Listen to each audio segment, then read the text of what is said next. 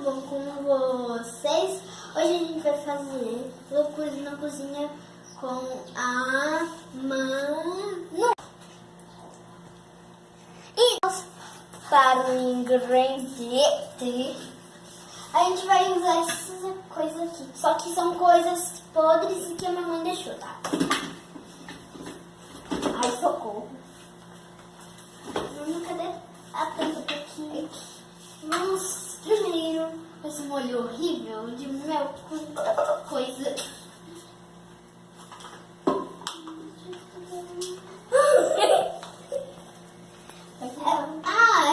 O mel com coisa, mel com ketchup. Ai, socorro. É mel com mostarda. Agora não está misturando com molho tradicional de coisa. Não, de tomate. Ai, socorro. Agora vamos misturar o bisnague estragado. E agora? Agora vamos pegar isso aqui. Que tá novo, gente. Isso aqui. Também tá tirando. Isso aqui é bolo de ontem. Ai, socorro. Só que vai virar coisa. Isso agora. Agora vamos misturar com uma. Só mais uma. Nossa, tem uma aqui, que essa coisa. Casa? Eu acho. Eu vou pegar um copo de água.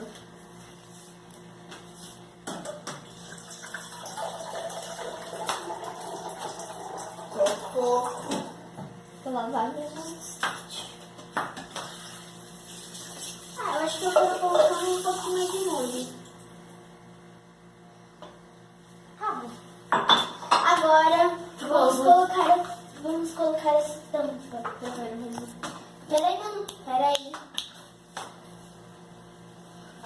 Manu. 3, 2, 1.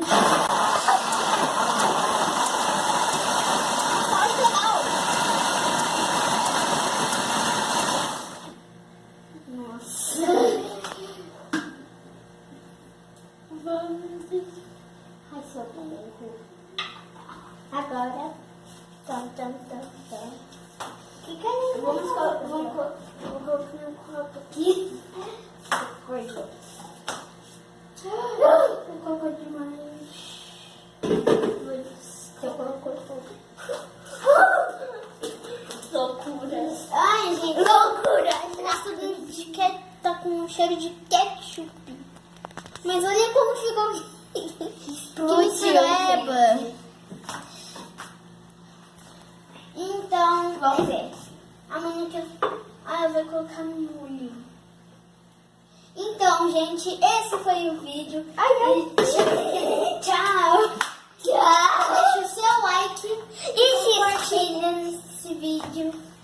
E se inscreva no canal. Não esqueça de apertar o sininho. Tchau, tchau.